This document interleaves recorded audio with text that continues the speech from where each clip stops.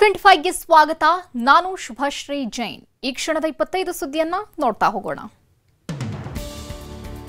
ತಮಿಳುನಾಡಿನಲ್ಲಿ ವರುಣ ಅಬ್ಬರಿಸಿ ಬೊಬ್ಬಿರಿದಿದ್ದಾನೆ. ಧಾರಾಕಾರ ಮಳೆಗೆ ಜನಜೀವನ ಅಸ್ತವ್ಯಸ್ತವಾಗಿದೆ. 2 ದಿನಗಳ ಕಾಲ ಸುರಿದ ಮಳೆಗೆ ನಗರ ಪ್ರದೇಶದಲ್ಲಿ ಪ್ರವಾಹ ಪರಿಸ್ಥಿತಿ ಎದುರಾಗಿದೆ. ಮಿಚಾಂಗ್ ಚಂಡಮಾರುತದ ಬಳಿಕ ತಮಿಳುನಾಡಿಗೆ ಮತ್ತೊಂದು ಆಘಾತ ಎದುರಾಗಿದೆ. ಪ್ರಮುಖ ರಸ್ತೆಗಳೇ ಜಲಾವೃತಗೊಂಡಿವೆ. ವಾಹನಗಳಂತೂ ನಿಂತಲ್ಲೇ ನಿಂತಿವೆ. ಎನ್ಡಿಆರ್ಎಫ್ ಸಿಬ್ಬಂದಿ ರಕ್ಷಣಾ ಕಾರ್ಯಾಚರಣೆಗೆ ಇಳಿದಿದ್ದಾರೆ. ಇನ್ನು ಚೆನ್ನೈ ರಸ್ತೆಗಳಲ್ಲಿ 2 ರಿಂದ 3 ಅಡಿಯಷ್ಟು ನೀರು ನಿಂತಿದೆ. ತಮಿಳುನಾಡಿನ ತೂತುಕುಡಿ ಪಟ್ಟಣದಲ್ಲಿ ಶಾಲೆಗಳಿಗೆ ಮಳೆ ನೀರು ನುಗ್ಗಿದೆ. ರಾಜ್ಯದ 4 ಜಿಲ್ಲೆಗಳಲ್ಲಿ ಶಾಲಾ ಕಾಲೇಜಿಗೆ ರಜೆ ಘೋಷಣೆ ಮಾಡಲಾಗಿದೆ. ಮುಂಜಾಗ್ರತಾ ಕ್ರಮವಾಗಿ ಸರ್ಕಾರ ರಜೆ ಘೋಷಿಸಿದೆ. ಚೆನ್ನೈ, ತಿರುನ್ವೇಲಿ, ತೆಂಕಾಸಿ, ರಾಮನಾಥಪುರಂ, ತೂತುಕುಡಿ, ಕನ್ಯಾಕುಮಾರಿ ಹಲವೆಡೆ ಅವಾಂತರಗಳ ಮೇಲೆ ಅವಾಂತರವೇ ಸೃಷ್ಟಿಯಾಗಿದೆ. ವಿಶ್ವದಲ್ಲಿ ಮಹಾಮಾರಿ ಕೊರೋನಾ ಆರ್ಭಟ ಮತ್ತೆ ಜೋರಾಗಿದೆ. ಅದರಲ್ಲೂ ಪ್ರವಾಸಿಗರು ಹೆಚ್ಚಾಗಿ ಭೇಟಿ ನೀಡುವ ಸಿಂಗಾಪುರದಲ್ಲಿ ಕೊರೋನಾ ಸ್ಫೋಟಗೊಂಡಿದ್ದು ಕೇವಲ ಒಂದೇ ವಾರದಲ್ಲಿ 56,000ಕ್ಕೂ ಹೆಚ್ಚಿನ ಕೊರೋನಾ ಪ್ರಕರಣಗಳು ದಾಖಲಾಗಿವೆ. ಒಮಿಕ್ರಾನ್ ಉಪತಳಿಯ ಭೀತಿಯಿಂದಾಗಿ ಆಸ್ಪತ್ರೆಗಳಲ್ಲಿ ಮಾಕ್ಡ್ರಿಲ್ಗೆ ಸೂಚಿಸಲಾಗಿದೆ. ಕೋವಿಡ್ ತುರ್ತು ಸ್ಥಿತಿ ನಿಭಾಯಿಸಲು ಸಿದ್ಧವಿರುವಂತೆ ಹೇಳಲಾಗಿದೆ. ಪರೀಕ್ಷಾ ಸಾಮರ್ಥ್ಯ ಮತ್ತು ವೈದ್ಯಕೀಯ ಆಮ್ಲಜನಕದ ಲಭ್ಯತೆಯ ಪರಿಶೀಲನೆ ನಡೆಸಬೇಕು ಎಂದು ಆರೋಗ್ಯ ಇಲಾಖೆ ಸೂಚನೆ ಕೊಟ್ಟಿದೆ. ಕೇರಳದಲ್ಲಿ ಕೋವಿಡ್ ಅಬ್ಬರ ಮುಂದುವರೆದಿದ್ದು ರಾಜ್ಯದಲ್ಲಿ ಆತಂಕ ಶುರುವಾಗಿದೆ. ರಾಜ್ಯದಲ್ಲಿ ಸದ್ಯ 58 ಸಕ್ರಿಯ ಕೋವಿಡ್ ಪ್ರಕರಣಗಳು ಪತ್ತೆಯಾಗಿವೆ. ಈ ಪೈಕಿ 47 ಜನರನ್ನ ಹೋಮ್ ಐಸೋಲೇಷನ್ನಲ್ಲಿ ಇಡಲಾಗಿದೆ. 11 ಮಂದಿ ಆಸ್ಪತ್ರೆಯಲ್ಲಿ ಚಿಕಿತ್ಸೆ ಪಡೆದಿದ್ದಾರೆ. ಕೊರೋನಾ ಬಗ್ಗೆ ಚಾಮರಾಜನಗರ ಆರೋಗ್ಯ ಇಲಾಖೆ ನಿರ್ಲಕ್ಷ್ಯ ವಹಿಸಿರುವ ಆರೋಪ ಕೇಳಿಬಂದಿದೆ. ಗುಂಡ್ಲುಪೇಟೆ ತಾಲೂಕಿನ ಮೂಲೆಹೊಳೆ ಚೆಕ್ಪೋಸ್ಟ್ನಲ್ಲಿ ಮುಂಜಾಗ್ರತಾ ಕ್ರಮ ಕೈಗೊಂಡಿಲ್ವಂತೆ. ಕೇರಳ ವಾಹನ ಸವಾರರು ಕೋವಿಡ್ ಪ್ರೋಟೋಕಾಲ್ ಪಾಲಿಸುತ್ತಿಲ್ಲ. ಇದರಿಂದ ಜಿಲ್ಲೆಯ ಜನರು ಆತಂಕದಲ್ಲಿದ್ದಾರೆ. ಕೋವಿಡ್ ಆತಂಕದಲ್ಲಿ ಮೈಸೂರು ಜಿಲ್ಲಾಡಳಿತ ಹೈ ಅಲರ್ಟ್ ಆಗಿದೆ. ಎಚ್ಡಿಕೋಟೆ ತಾಲೂಕಿನ ಬಾವಲಿ ಚೆಕ್ಪೋಸ್ಟ್ ನಿರ್ಮಿಸುವ ಸಾಧ್ಯತೆ ಇದೆ. ಕೇರಳದಲ್ಲಿ ಕೋವಿಡ್ ಪ್ರಕರಣಗಳು ಹೆಚ್ಚಾಗಿದ್ದು ಗಡಿಭಾಗ ಬಾವಲಿಯಲ್ಲಿ ನಿಗಾ ಇರಿಸಲಾಗಿದೆ.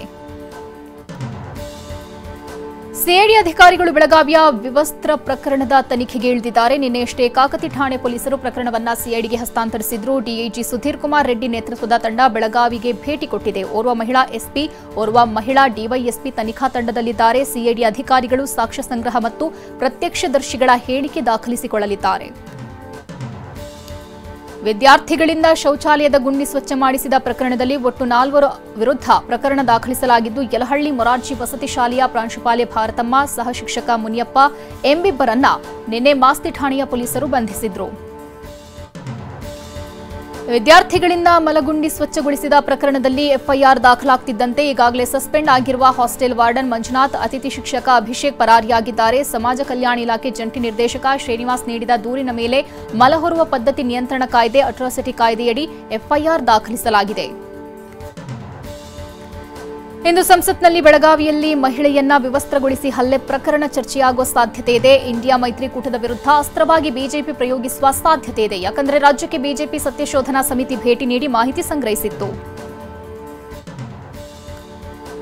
ಇಂದು ಹಿರಿಯ ನಟಿ ಲೀಲಾವತಿಯವರ 11ನೇ ದಿನದ ಕಾರ್ಯ ನಡೆದಿದೆ. ನೆಲಮಂಗಲದ ಸೋಲದೇವನಹಳ್ಳಿಯ ತೋಟದ ಮನೆಯ ಬಳಿಯ ಸಮಾಧಿಯಲ್ಲಿ ಪೂಜೆಗಳು ನಡೆಸಲಾಗಿದೆ. ಲೀಲಾವತಿಯವರಿಗೆ ಇಷ್ಟದ ತಿಂಡಿ ತಿನಿಸು ಸಮಾಧಿ ಮುಂದಿಟ್ಟು ಪೂಜೆ ಮಾಡಿದ್ದು ಪುತ್ರ ವಿನೋದ್ ರಾಜ್ಕುಮಾರ್ ಪೂಜಾ ಕಾರ್ಯ ನೆರವೇರಿಸಲಿದ್ದಾರೆ. ಸಮಾಧಿ ಪೂಜೆಗೆ ಕುಟುಂಬದ ಆಪ್ತರು, ಅಭಿಮಾನಿಗಳಿಗೆ ಅವಕಾಶ ನೀಡಲಾಗಿದೆ. ಚಂಪಾಷಷ್ಠಿ ಹಿನ್ನೆಲೆ ಕುಕ್ಕೆ ಸುಬ್ರಹ್ಮಣ್ಯ ದೇಗುಲದಲ್ಲಿ ದೇವರ ಬ್ರಹ್ಮರಥೋತ್ಸವ ಆರಂಭವಾಗಿದೆ. 7:33ರ ಧನುರ್ಲಗ್ನ ಮುಹೂರ್ತದಲ್ಲಿ ಬ್ರಹ್ಮರಥಕ್ಕೆ ಚಾಲನೆ ನೀಡಲಾಗಿದೆ. ಸುಬ್ರಹ್ಮಣ್ಯ ದೇವರ ಬ್ರಹ್ಮರಥೋತ್ಸವ ಕಣ್ತುಂಬಿಕೊಳ್ಳಲು ಭಕ್ತ ಸಾಗರವೇ ಹರಿದು ಬಂದಿದೆ. ಕುಕ್ಕೆ ಸುಬ್ರಹ್ಮಣ್ಯ ದೇವಸ್ಥಾನದಲ್ಲಿ ನಡೆಯುವ ಅತಿ ದೊಡ್ಡ ಉತ್ಸವ ಇದಾಗಿದೆ. ಚಿತ್ರದುರ್ಗ ಜಿಲ್ಲೆಯಲ್ಲಿ ಇಸ್ಪಿಟಾಡ್ತಿದ್ದ ನಗರಸಭೆ ಸದಸ್ಯ ಸೇರಿದಂತೆ 14 ಜನರನ್ನ ಬಂಧಿಸಲಾಗಿದೆ. ಹಿರಿಯೂರು ತಾಲೂಕಿನ ವಾಣಿವಿಲಾಸಪುರ ಪ್ರವಾಸ ಮಂದಿರದಲ್ಲಿ ಘಟನೆ ನಡೆದಿದೆ. ಬಂಧಿತರಿಂದ 4,37,000 ರೂಪಾಯಿ ವಶಪಡಿಸಿಕೊಳ್ಳಲಾಗಿದೆ. ದಾಳಿ ವೇಳೆ ನಗರಸಭೆ ಸದಸ್ಯ ಜಗದೀಶ್ ಲಾಕ್ ಆಗಿದ್ದು ಅನಿಲ್ ಕುಮಾರ್ ಅಜ್ಜಪ್ಪ ಪರಾರಿಯಾಗಿದ್ದಾರೆ. ಭೂಗತ ಪಾತಕಿ ದಾವೂದ್ ಇಬ್ರಾಹಿಂಗೆ ವಿಷಪ್ರಾಶನ ಮಾಡಲಾಗಿದೆ ಎನ್ನಲಾಗುತ್ತಿದೆ. ತೀವ್ರ ಅನಾರೋಗ್ಯಗೊಂಡಿರುವ ಇಬ್ರಾಹಿಂರನ್ನ ಪಾಕಿಸ್ತಾನದ ಕರಾಚಿಯ ಆಸ್ಪತ್ರೆಗೆ ದಾಖಲಿಸಿ ಚಿಕಿತ್ಸೆ ಕೊಡಿಸಲಾಗುತ್ತಿದೆ ಎನ್ನಲಾಗಿದೆ. 65 ವರ್ಷದ ದಾವೂದ್ಗೆ ಅಪರಿಚಿತ ವ್ಯಕ್ತಿಯೊಬ್ಬ ವಿಷ ಉಣಿಸಿದ್ದಾನೆ ಅಂತ ಹೇಳಲಾಗುತ್ತಿದೆ. ಇಷ್ಟೆಲ್ಲಾ ನಡೆದರೂ ಭಾರತ ಆಗಲಿ ಅಥವಾ ಪಾಕಿಸ್ತಾನವೇ ಆಗಲಿ ಅಧಿಕೃತ ಮೂಲಗಳಿಂದ ಮಾಹಿತಿಯನ್ನ ಹೊರಬಿಟ್ಟಿಲ್ಲ. ಯಾಕಂದ್ರೆ ಸೋಷಿಯಲ್ ಮೀಡಿಯಾ ನೆಟ್ವರ್ಕ್ಗಳನ್ನ ಸ್ಥಗಿತಗೊಳಿಸಲಾಗಿದೆ ಅಂತ ಹೇಳಲಾಗುತ್ತಿದೆ. ಭಾರೀ ಮಳೆ ಮತ್ತು ಬಿರುಗಾಳಿಗೆ ಸ್ಕೇಟಿಂಗ್ ಸ್ಪೋರ್ಟ್ಸ್ ಕ್ಲಬ್ನ ಛಾವಣಿ ಕುಸಿದು 13 ಮಂದಿ ಸಾವನ್ನಪ್ಪಿದ್ದಾರೆ. ಅರ್ಜೆಂಟೀನಾದಲ್ಲಿ ಈ ಘೋರ ಅವಘಡ ಸಂಭವಿಸಿದೆ. ಗಂಟೆಗೆ 140 ಕಿಲೋಮೀಟರ್ಗೂ ಹೆಚ್ಚು ವೇಗದಲ್ಲಿ ಗಾಳಿ ಬೀಸುತ್ತಿದೆ. ಪರಿಣಾಮ ಬಹಿಯಾನ್ ಡೆಲ್ ನಾರ್ಟೆ ಕ್ಲಬ್ ಮೇಲ್ಛಾವಣಿ ಕುಸಿದು 13 ಜನರು ಸಾವನ್ನಪ್ಪಿದ್ದಾರೆ. ಕೆಲವೆಡೆ ವಿದ್ಯುತ್ ಪೂರೈಕೆ ಸ್ಥಗಿತಗೊಂಡಿದೆ.